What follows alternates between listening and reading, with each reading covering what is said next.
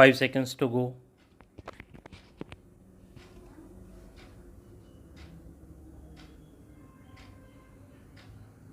Start.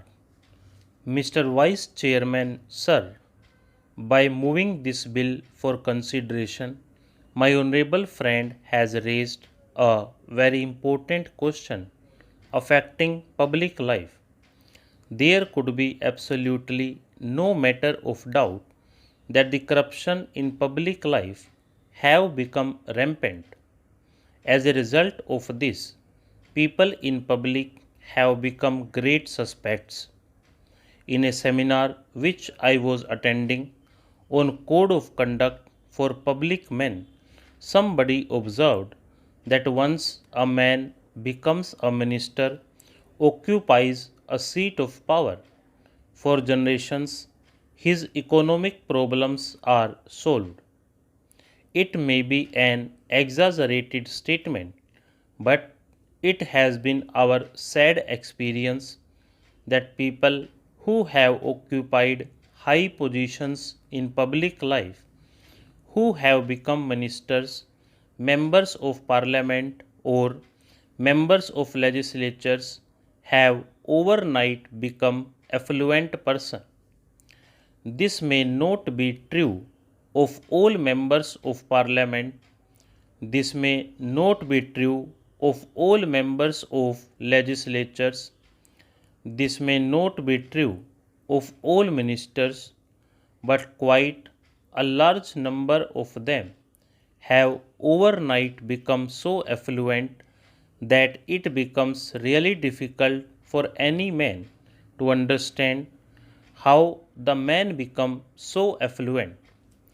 The whole thing becomes a mystery to the common man, and the character and integrity of the person concerned becomes highly suspect.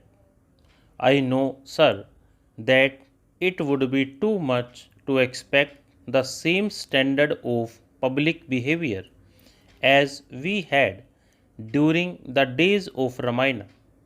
Those who were in charge of administration, those who were occupying the highest office, put themselves to the highest form of test, the highest form of ordeal.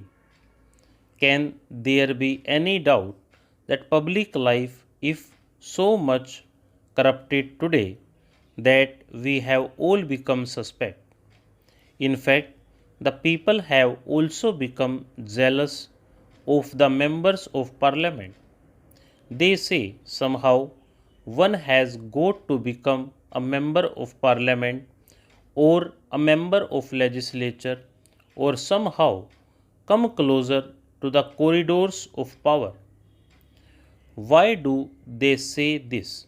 Because they see the sudden change in the outlook, the behavior, the kind of living of a particular individual. But, sir, the solution in this problem of corruption in public life may not be like instant coffee.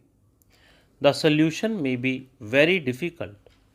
In fact, this was pointed out by the Santhanam committee itself.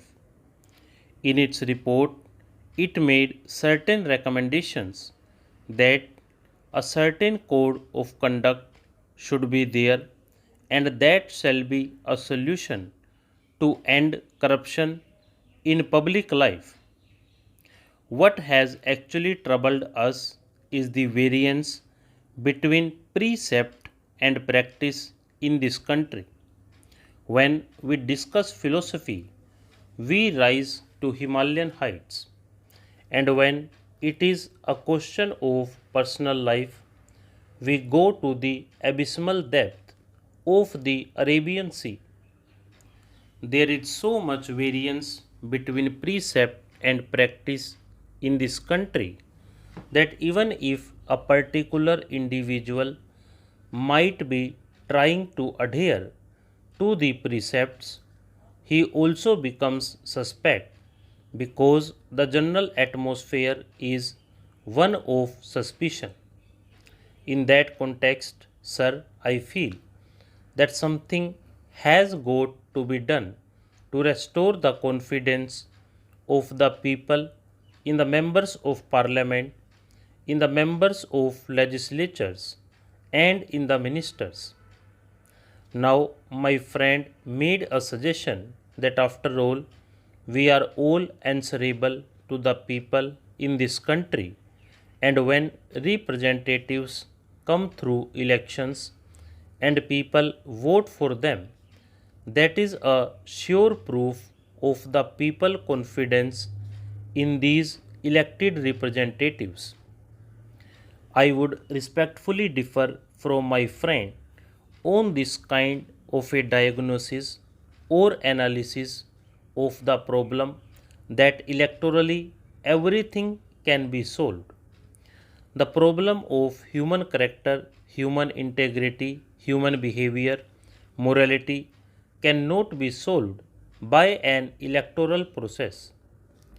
There have been men in the world who are of great moral stature, men of great character and integrity, but they never won an election. Are we not aware of Sri Raja Gopalachari, who was a man of great character and integrity? Nothing can be said against him. He was a man of high moral stature, but he never won an election. He was also defeated in an election.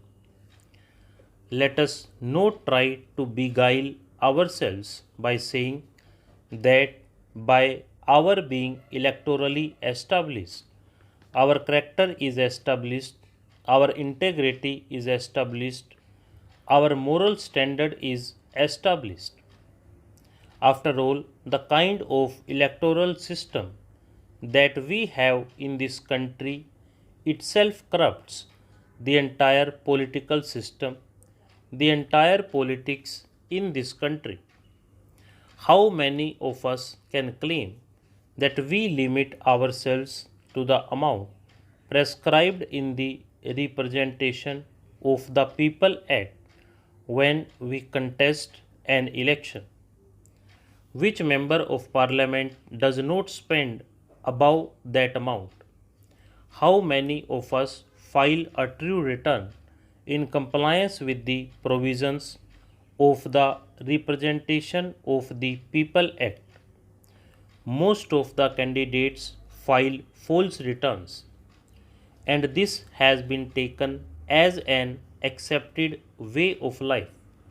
Therefore, we should not expect that once it is electorally established that somebody has been elected, he must automatically be deemed to be a man of character, a man of integrity, and so on and so forth. Such a proposition, at least I personally cannot accept it. Stop.